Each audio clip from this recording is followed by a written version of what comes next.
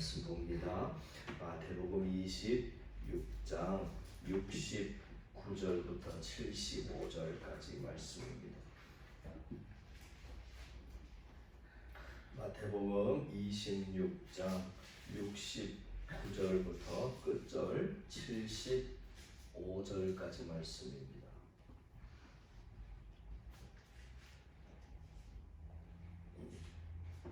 7절의 말씀 우리 같이 교독합니다. 69절 제가 읽겠습니다. 베드로가 바깥들에 앉았더니 한 여인이 나와 이르되 너도 갈릴리 사람 예수와 함께 있었도다 하거늘 베드로가 모든 사람 앞에서 부인하여 이르되 나는 내가 무슨 말을 하는지 알지 못하겠노라 하며 앞문까지 나아가니 다른 여종이 그를 보고 거기 있는 사람들에게 말하되 이 사람은 나사렛 예수와 함께 있었도다 하매 베드로가 맹세하고 또 부인하여 이르되 나는 그 사람을 알지 못하노라 하더라. 조금 후에 곁에 섰던 사람들이 나와 베드로에게 이르되 너도 진실로 그 도당이라 내 말소리가 너를 표명한다 하거늘 그가 저주하며 맹세하여 이르되 나는 그 사람을 알지 못하노라 하니 못하기 물더라. 같이 읽습니다. 이에 베드로가 예수의 말씀에 다물기 전에 내가 3번 나를 부인하리라 하심이 생각나서 밖에 나가서 심히 통곡하니라. 아멘. 자, 오늘 말씀은 베드로가 예수님을 알지 못한다고 맹세하고 부인하는 장면인데 여러분 아시는 것처럼 예수님은 베드로가 예수님을 부인할 것을 미리 예언을 하셨습니다. 그 예언했던 장면을 우리가 잘 압니다만은 다시 한번 말씀 보십시다. 26장 우리가 한 장만 앞으로 나아가며 한 장 이렇게 넘기시면 26장 31절부터 35절까지가 그 내용이지요. 31절부터 35절까지 같이 읽어나갑니다. 그때 예수께서 제자들에게 이르시되 오늘 밤에 너희가 다 나를 버리리라. 기록된 바 내가 목자를 치리니 양의 떼가 흩어지리라 하였느니라. 그러나 내가 살아난 후에 너희보다 먼저 갈릴리로 가리라. 베드로가 대답하여 이르되 모두 주를 버릴지라도 나는 결코 버리지 않겠나이다. 예수께서 이르시되 내가 진실로 내게 이르노니 오늘 밤 다물기 전에 내가 3번 나를 부인하리라. 베드로가 이르되 내가 주와 함께 죽을지언정 주를 부인하지 않겠나이다 하고 모든 제자도 그와 같이 말하니라. 아멘. 자, 그리고 오늘 본문으로 다시 돌아왔습니다.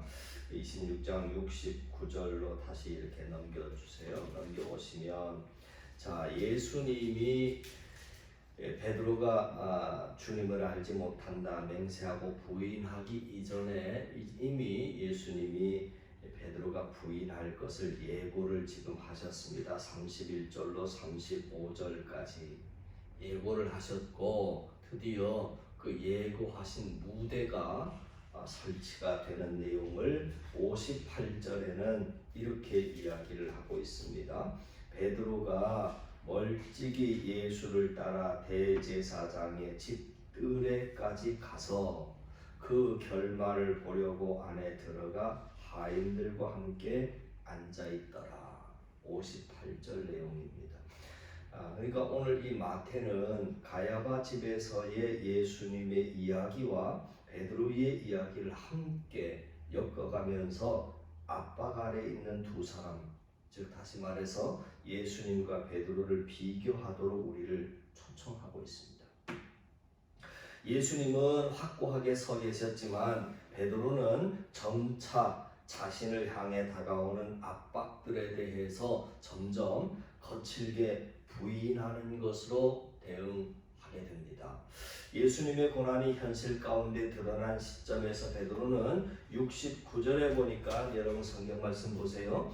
69절에 보니까 갈릴리 사람 예수, 71절에서는 나사렛 예수를 부인하여 모른다 하고 자박되고 있습니다. 심지어 73절에서 베드로는 그의 갈릴리 지방의 억양을 감출 수 없음에도 불구하고 그렇게 부인하고 있는 모습을 보게 됩니다. 물론 베드로의 부인의 마지막은 74절에 나오는 다구름 소리에 인해서 참회함으로 끝이 나지만 이것으로 모든 것을 해결할 수 있는 것은 아님을 보게 됩니다. 무엇 때문입니까? 74절에 보면 그가 저주하며 맹세하여 이르되 나는 그 사람을 알지 못하노라 하니 곧 닭이 울더라. 그렇게 표현하고 있습니다. 여러분, 이것이 3년 동안 제자 중에 수제자로서의 길을 걸었던 베드로의 현실이었습니다. 이 말씀을 다시 한번 자세히 살펴보면 베드로의 부인하는 정도가 시간과 그리고 장소에 따라서 점점 심화되어 간다 하는 것을 알 수 있습니다. 다시 보시죠. 첫 번째는 여러분 69절에 보니까 장소가 어디라고 나타나느냐면 69절에 어디라고요? 바깥 뜰에 있을 때. 69절에 바깥 뜰에 있을 때. 그리고 내용이 뭐냐면 바깥 뜰에 있을 때 무슨 일이 있었느냐면 70절에 모든 사람 앞에서 부인하여 이르되 나는 네가 무슨 말을 하는지 알지 못하겠다 그랬습니다. 두 번째 71절에 장소는 어디로 나와요? 안문까지 나갔을 때. 장소가 안문까지 나갔을 때. 내용이 뭐냐면 그때에는 72절에 맹세하고 또 부인하여 이르되 나는 그 사람을 알지 못하노라 그랬습니다. 세 번째 73절의 장소는 조금 후에 때가 먼저 나왔습니다. 조금 후에.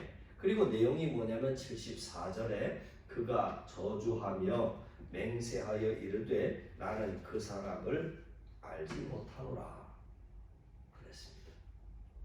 그러니까 베드로는 시간이 갈수록 더 예수를 저주하며 부인하는 것을 볼 수 있습니다. 그리고 내용과 태도의 차이가 나타납니다. 처음에는 바깥 뜰에서는 네 말하는 것이 무엇인지 모른다고 했고 앞문까지 나갔을 때는 내가 그 사람을 모른다고 맹세합니다. 그리고 마지막으로 조금 후에는 내가 그 사람을 알지 못한다고 저주까지 하면서 맹세합니다.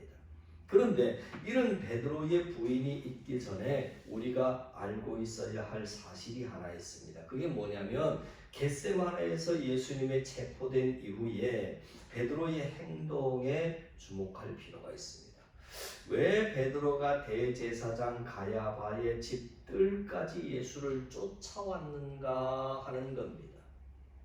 당연히 잡혀서 죽을 수도 있는 것을 알고 있음에도 불구하고 베드로는 지금 대제사장 가야바의 집까지 쫓아왔습니다.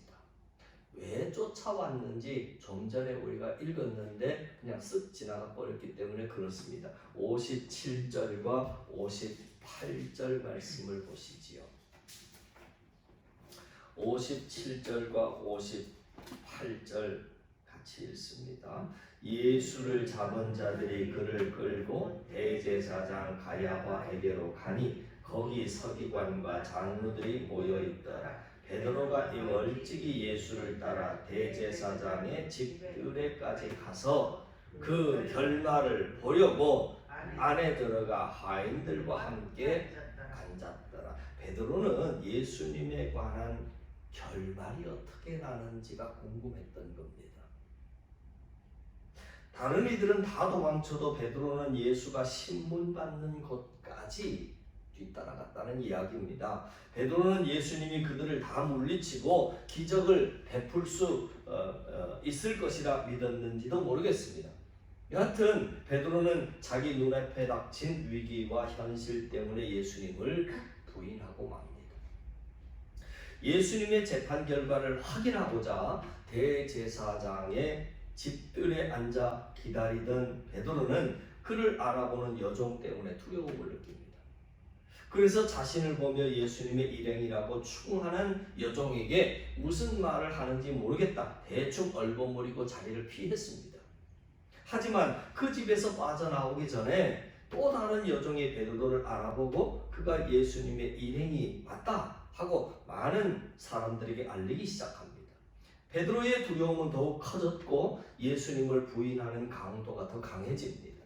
맹세까지 하면서 자신은 정말로 예수님을 모른다 선언합니다. 이윽고 조금 후에 베드로 주위에 서 있던 사람들이 다가와서 이 베드로를 바라보고 예수님의 일행이 확실하다, 맞다라고 베드로의 갈릴리 억양만 봐도 그가 예수님의 일행임이 입증된다면서 베드로를 아주 강력하게 압박합니다. 베드로의 두려움이 최고조에 이릅니다. 이러다가는 베드로도 잡혀가서 예수님과 함께 형벌을 받아 죽임을 당할지도 모릅니다. 그래서 그는 목숨을 부지하기 위해서 예수님을 저주하기까지 하며 예수님을 부인합니다. 그러고 났을 때 닭이 울었습니다. 그가 예수님을 3번 부인할 것이라고 하는 예수님의 예언이 성취된 것을 깨닫고 베드로가 심히 통곡합니다. 베드로는 주와 함께 죽을지언정 주를 부인하지 않겠습니다라고 호언장담했던 사람입니다. 하지만 그는 주와 함께 죽지 않기 위해서 주를 3번이나 부인하고 말았습니다. 베드로처럼 실패할 위험은 여러분 우리 모두에게도 똑같이 있습니다. 베드로가 걱정이라고 생각하지는 않습니다. 누구나 죽음의 위기 앞에서는 베드로처럼 될 수 있기 때문에 그렇습니다. 경제적인 어려움이나 건강상의 어려움 앞에서 우리는 신앙을 저버리기가 너무 쉽습니다. 현실과 타협하는 겁니다. 우리 자신을 돌아보면 그렇게 믿음과 신앙을 저버리고 현실과 타협할 때가 얼마나 많은지 모릅니다. 남편 때문에, 자식 때문에, 일 때문에 하나님 앞에서 우리는 수많은 핑계와 변명을 대면서도 우리가 하고 싶은 것들은 어떻게 해서든지 하는 것을 보게 됩니다. 베드로의 부인을 보면서 누구나 베드로처럼 신앙과 믿음을 저버릴 수 있다라고 하는 것을 깨닫는 우리 모두가 되었으면 좋겠습니다. 닭울음 소리와 함께 예수의 말씀이 떠오른 베드로 심히 통곡했다 그랬습니다. 베드로의 통곡은 예수님이 그리스도이심을 깨달음을 보여주는 영혼의 표현이지요. 그냥 운 것이 아니라 심히 통곡했다고 나옵니다. 비통하게 울었습니다. 예수님을 부인했던 죄의식이 한꺼번에 터져 나온 것이고 자신의 믿음 없음 때문에 통곡했을 것입니다. 예수님이 진정으로 그리스도임을 깨닫게 되었을 때 자신의 연약한 믿음에도 예수님이 얼마나 자신을 사랑해 주었는지를 깨달았기 때문에 통곡할 수밖에 없었던 것입니다. 결국 베드로는 그 예수님의 사랑으로 인해서 이후에 로마에서 십자가를 거꾸로 이제 처형이 됩니다. 그 내용이 호세아서 6장 1, 2절 말씀에 이렇게 기록합니다. 오라 우리가 여호와께로 돌아가자. 여호와께서 우리를 찢으셨으나 도로 낫게 하실 것이고 우리를 치셨으나 싸매어 주실 것이니라. 여호와께서 이틀 후에 우리를 살리시며 셋째 날에 우리를 일으키시리니 우리가 그의 앞에서 살리라 그러셨어요. 사랑하는 성도 여러분, 하나님께서는 회개하고 하나님께 돌아오는 자들에게 치유와 회복의 은혜를 주시고 후회함이 없는 그런 인생으로 살아가도록 하시겠다 하셨습니다. 오늘 베드로는 나는 그 사람을 알지 못한다고 주님을 3번이나 부인했습니다. 그것도 저주까지 하면서 부인했습니다. 그런데 닭 울음소리와 함께 주님의 말씀이 생각이 났다 그랬습니다. 그래서 통곡했다 그랬습니다. 우리는 누구나 돈 앞에서 양심을 팔 수도 있고 또 돈 앞에서 말씀을 버릴 수도 있고 돈 앞에서 예수님을 버릴 사람들입니다. 돈 앞에서뿐만이 아니라 죽음 앞에서도 그럴 수 있습니다. 그런데 우리가 그럴 수 있기 때문에 예수님을 부인하고 버리는 것이 그건 당연하다 그렇게 말해서는 안 될 겁니다. 누구든지 그럴 수 있습니다. 그래도 한 가지 잊지 말아야 할 것은 베드로는 통곡했다 하는 겁니다. 예수님이 하셨던 그 말씀이 생각이 났다 하는 겁니다. 통곡은 회개를 말합니다. 회개는 돌아섬이고 다시는 내가 주님을 부인하지 않겠다고 하는 그러한 결단을 함께 하는 겁니다. 그러므로 우리에게 필요한 것은 돌아서는 것이고 고치는 겁니다. 다시는 반복하지 않겠다고 결심하고 삶을 돌이키는 것입니다. 오늘 이 시대를 살아가는 우리들도 베드로와 같이 죄 지을 수 있고 도망갈 수 있고 부인할 수 있지만 그 죄와 나의 부족함 앞에서 나의 허물 앞에서 통곡하는 사람이 되어야 한다는 것입니다. 베드로처럼 자신의 죄가 생각나서 속상해하고 안타까워하고 가슴 아파하고 자신의 죄 때문에 애통해하고 통곡하는 그런 사람이 되었으면 좋겠습니다. 그래서 이 고난주간 기간에 다시금 우리 자아와 세상적인 욕심이 깨어지고 심히 통곡하며 주님의 제자된 삶을 회복할 수 있는 우리 모두가 되었으면 좋겠습니다. 사랑하는 아들아, 내가 나를 사랑하느냐? 사랑하는 딸아, 내가 나를 사랑하느냐? 우리에게 물으시는 주님의 음성을 들을 수 있는 이 아침이 될 수 있게 되기를 주님의 이름으로 간절히 축원을 드립니다. 드리겠습니다. 하나님 아버지, 공회 앞에 당당히 신문을 받으시는 예수님과는 달리 베드로는 자신의 정체 드러내기를 두려워합니다. 보잘것없는 여종의 말에도 예수님을 거듭 부인합니다. 주님의 숙제자 베드로가 실패했다면 우리는 말할 것도 없이 실패할 수 있다라고 하는 것을 인정합니다. 입술로는 부인하지 않지만 행동으로는 부인하며 살아오지 않았는지 우리 자신을 돌아봅니다. 위기 상황일수록 우리 자신의 약함을 인정하고 주님의 은혜를 구하는 성도가 되게 하옵소서. 다구는 소리에 철저히 깨어지는 베드로처럼 우리 자신의 부족함을 깨닫고 애통하며